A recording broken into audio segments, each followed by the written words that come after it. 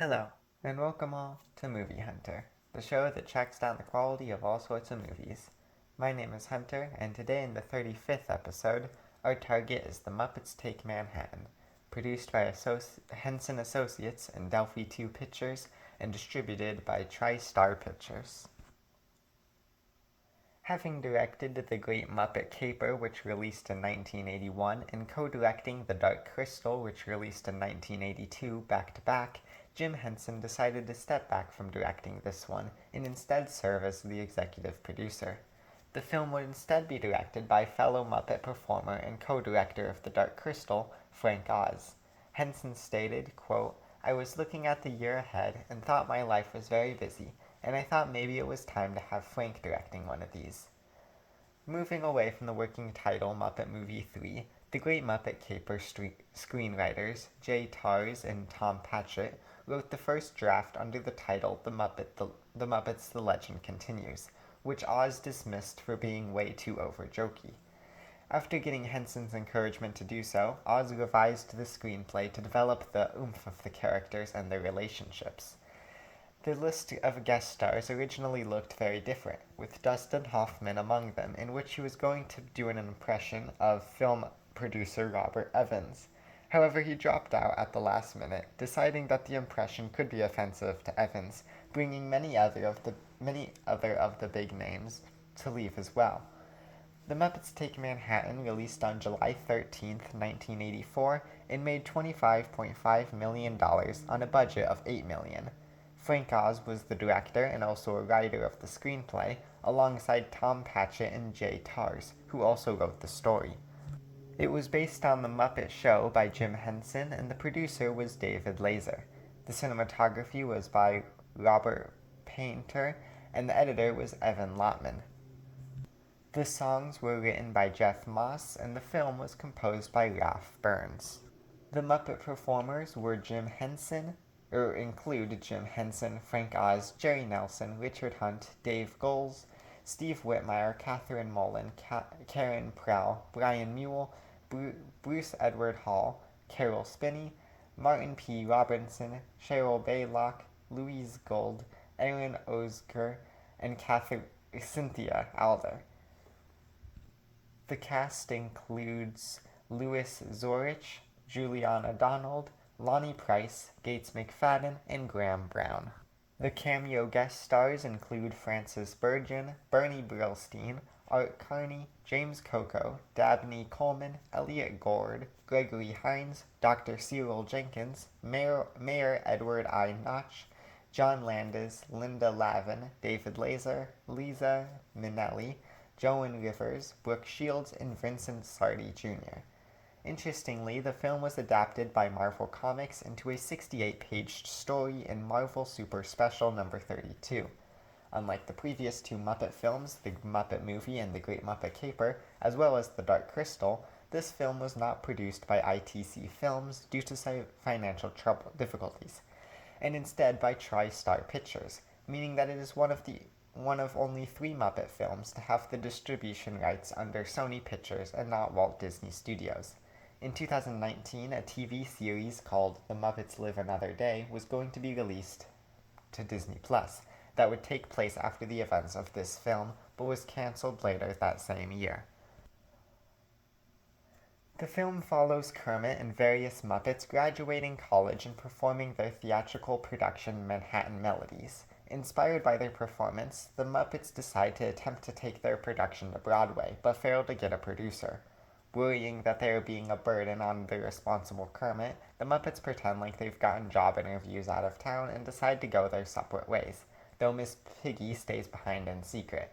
Distraught at the separation of his friends, Kermit vows to get the show on Broadway. First, he goes to a diner owned by a man named Pete who gives him a job. The diner is also run by Pete's daughter, Jenny, and Rizzo the Rat and his rat friends. Kermit begins his 3-step plan to get the show produced, but when the first two steps fail, he abandons the plan and is comforted by Jenny. Mistaking their friendship for affection, Miss Piggy, who was spying on Kermit, is devastated, and when a robber steals her purse, she pursues him in a mad dash, getting the attention of Kermit and Jenny, who clear everything up. Miss Piggy is then Miss Piggy then gets a job at Pete's too, and Kermit gets a letter from producer Bernard Crawford about producing the show, though it turns out that the letter is actually from his son, Ronnie Crawford, who wants to prove himself as a producer and gain the support from his father.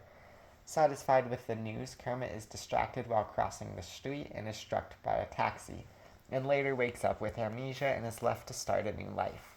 Miss Piggy, having called home all the Muppets about the show, is worried about Kermit's late return, which turns into days upon being missing, with the show happening in just 2 weeks. On the day of the show, the Muppets find Kermit and try to make him remember, and eventually does when Miss Piggy punches him across the room. The show goes on and ends with Miss Piggy and Kermit getting married. Let's begin by talking about Kermit the Frog and the main plot of the movie. The Muppets Take Manhattan, as I was quick to discover, is very different than the previous 2 Muppet films. Firstly, and perhaps most prominently, is the lack of Muppets. With the story requiring the Muppets to leave so early, Kermit's quest to produce the show is really the main focus of the film. However, I was surprised I didn't really mind all too much. While I enjoy the other Muppets and their lacking presence is definitely noticeable, I deeply enjoyed and cared about Kermit's mission that thrived on the motivation of reuniting his friends. Similarly, I think that having Kermit on his own really allows him to shine a lot more frequently. He is the leader of the Muppets and he's the best at the job, but the burden of responsibility definitely shines through in the first act, bringing Kermit to a breaking point. Then, when all of his friends move away, he works twice as hard to do what he does best, being the leader of the Muppets. The second thing is the lack of a villain. With the previous 2 films, we had antagonists who helped keep the plot going and give an obstacle for the Muppets to overcome to reach their goals. Similarly, I don't think that this is necessarily a negative for the film. However, it is worth noting that Kermit's quest to get the show on Broadway serves as a nice story beat, as we've discussed, but the plan itself isn't all too interesting. Kermit originally introduces a 3-part plan, but it's shaky at best and isn't ever explained in its entirety, so maybe an antagonistic force would have put more of a focus on that. But at the same time, the quote-unquote villain of the film, just being life's struggles, fits really nicely with the plot, I think. Finally, and the thing that bugs me the most, is the film's odd plot progression, which I want to save for a dedicated portion of the video. Overall, there are a few things that make this one stand out from the others, and for many, these leave mostly negative imprints on the film. However, for me, they rarely ever bug me all that much, and the main Kermit plotline is nonetheless really endearing to me despite it all.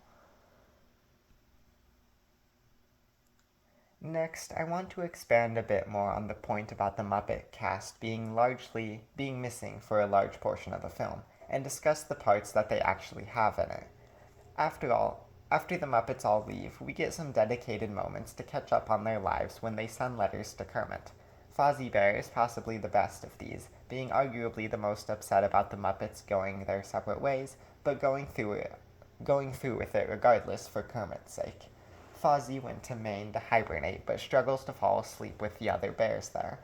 There's something really sad about seeing Fozzie, the guy most heartbroken by the separation, being the only one struggling as bad as he is to make something new for himself and get over his sadness. Scooter has a pretty interesting story, with him working in a movie theater in Cleveland, where he meets Swedish Chef in New Zealand. There's something very ironically funny about Dr. Teeth and the Electric Mayhem being booked for a gig in Pittsburgh in a retirement home. Gonzo and Camilla the chicken meet with a bunch of other chickens in Michigan to perform death-defying stunts, which is actually the first time I feel like these films have really portrayed Gonzo this way, which is strange given what a huge part of his identity it seems to be. Finally, Ralph the dog works for a pet daycare in Delaware, in what is probably the most uninteresting of the scenes, showing once again that Ralph is the most disrespected Muppet. What a shame. Overall, I really like these small bits that show us what the other Muppets are all up to, and I think do a lot for the demonstration of life that is being presented to us. I also was really pleased to see the cast from the first movie being primarily used, minus the inclusion of Dr. Bunsen, Honeydew, and Beaker, as it is a really solid group and it feels like a nice callback to the first film. Rizzo the Rat also makes for a fun addition to Kermit's plot. Similarly, I like how the Muppets each return with new friends of some kind, even Fozzie, showing that you can make friends anywhere you go, and that doesn't have to mean letting go of your old friends either. Next, I'd like to very quickly discuss the comedy, given that it is such a big reason for me enjoying the previous film, The Great Muppet Caper. A common criticism I've seen for this film is that it isn't as funny as the other Muppet films, but to be quite honest, I don't see why. Now, obviously, comedy is arguably the most subjective category when talking about movies, and the more you try to describe comedy, the less funny it gets, but I'll do my best to explain my side of things. First of all, I'll fully admit that, similar to the songs, as we'll discuss in a minute, the jokes are much less frequent than in the Muppet movie, and especially in the case of The Great Muppet Caper. However, I don't think that makes the film any less funny. Statler and Waldorf get possibly the best laugh with their comment about getting the best seats to the show because they are the seats to a train out of town. The extended bit with Miss Piggy roller skating to chase after the robber might be my favorite, though. Made even better when the guy who owns the roller skates tries to get them back when Kermit and Miss Piggy are hashing out their argument, and he starts getting invested in the gossip. I love that whenever Miss Piggy sees Kermit and Jenny together, she starts violently attacking whatever's closest to her. Kermit's amnesia plotline is pretty annoying, as we'll get to in a moment, but the group of frogs he joins leads to some pretty funny moments, with them being named Bill, Gil, and Jill, and Kermit taking the name Phil. I also like how Miss Piggy just straight up punches the amnesia out of Kermit, which I don't think is how it works and is also kind of contrived, but it was funny nonetheless. Kermit's plan, or what little of it we see, is also hysterical, with step one being him incredibly confident that he's a producer to try and convince everyone else. Step 2 being Rizzo and the Rats spreading essentially propaganda that Kermit is a producer. Both lead to hilariously cartoonish moments. Overall, I think that the jokes, while maybe not a consistent, are nonetheless on par with the humor in the previous two, if maybe not slightly below, as I can think of a couple jokes that didn't quite land for me. Now let us discuss the music in the film and rank the songs. As I referred to earlier, the songs in the film aren't as frequent as the previous two, and I think they can be largely fit into two categories, kind of forgettable, or among the best the Muppets have to offer. Also, one more thing before we get started. There's about 4 to 5 songs that are all back to back, and could easily be mistaken for the same song, but listed as individuals, so I'll count them as such, meaning that there are 10 songs in total, though it feels more like half that. In last place, Ceremony, which is the priest announcing Kermit and Miss Piggy as married, but is a really forced song if you ask me, and would have been better spoken. A good moment, but a bad song. In ninth place, Rat Scat, which honestly shouldn't even really count. It's just Rizzo and the Rats committing every health code violation known to man or Muppet while making various noises. In 8th place is I'm Gonna Always Love You, which is a very abrupt moment in the film where Miss Piggy fantasizes about them as babies and then proceeds to show them all as babies. The song is oddly catchy in a way, but it doesn't make up for how strange it is. With the Muppet Babies releasing just 2 months after the film, it's difficult to not just view this as an advertisement, but the song is catchy enough, I suppose. In 7th place, Someone's Getting Married, which is a fine enough song with not a whole lot for me to say about it. In 6th place, Right Where I Belong, which is kind of just a lesser version of Stepping Out with a Star from The Great Muppet Caper. The song is still fun though. I like Kermit telling all of the Muppets' friends that they can be in the show, and Dr. Teeth shouting, "Hey, it's Kermit," after seeing that Kermit's been cured of his amnesia. In 5th place, Waiting for the Wedding, which mostly gets points for effectively getting me excited because I recognized characters. The Sesame Street crew showing up and even getting lines is a completely cheap trick that I completely fell for, and I'm not ashamed to admit it. Pops from the Great Muppet Caper even gets a nice appearance, which was a pleasant surprise. In 4th place, Can't Take No for an Answer, sung by the Muppets' resident band, The Electric Mayhem, and is definitely a step up from Nightlife from the previous film. The song is upbeat and optimistic and really shows the Muppets trying to keep their spirits up despite all the rejection. In third place, He'll Make Me Happy, which is a much, much better Kermit and Piggy wedding song. Extremely sweet through and through. So many good scenes, like the one with the babies and the elderly people. And of course, that wide shot with all those Muppets. Second place, Together Again. A very, very fun song that introduces us to the film and reintroduces us to the cast of Muppets, welcoming us back. So many good lyrics and a wonderful way to set up the story. And in first place is Saying Goodbye, which should be in second place technically, but I love the feeling this song gives so much. So many good shots, like the Muppets hugging each other goodbye. The lyrics are so sweet and fit perfectly, and I mean perfectly, giving the feeling of saying goodbye exactly, made even more effective by the rotation of which Muppet is singing. Overall, a really good collection of music. Some really, really strong ones here. While the final few songs should absolutely be counted as one, at the end of the day, it's all good stuff. Finally, I'd like to discuss what doesn't work in the film, for me at least. Prior to watching the film, I'd heard a lot of criticism of it, and was walking into it with somewhat low expectations. However, I was surprised by what I found, hence why I spent so much time praising it. But now it is time to talk about the not-so-great stuff, because while I am still a massive supporter of the film, I can't deny the distracting bits. The most prominent of these is wrapped around the finale. Firstly, the Muppets getting their show accepted is really cheaply done. Pretty much the entire film is Kermit trying to get his show accepted, and while I enjoy these parts, the fact that Kermit's efforts don't amount to anything is extremely disappointing. What ends up happening is a random producer that we've never seen before writes Kermit a letter saying he wants to produce the show. Then there's this extra bit about how it was really the producer's son who convinces his father to give the Muppets a chance, which is really odd because the film essentially sets up a new conflict in the final act that immediately gets resolved. So I don't know why they had to further complicate it.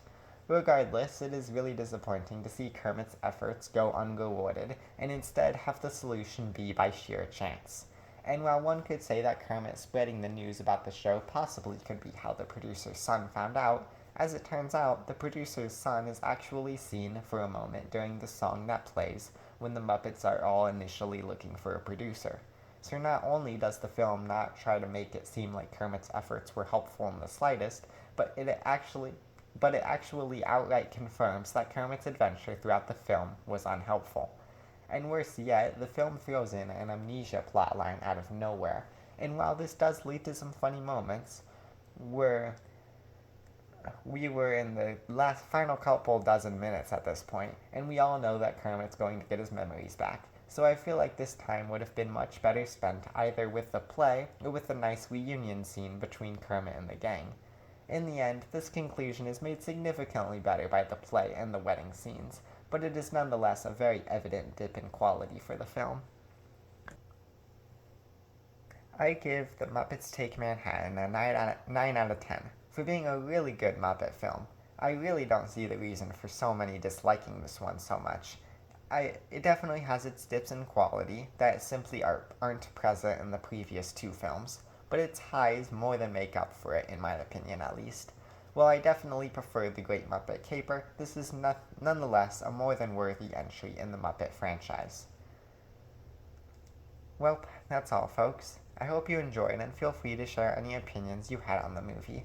A new episode releases each week, so stay tuned to see which film I cover next. And in case I don't see you, good afternoon, good evening, and good night.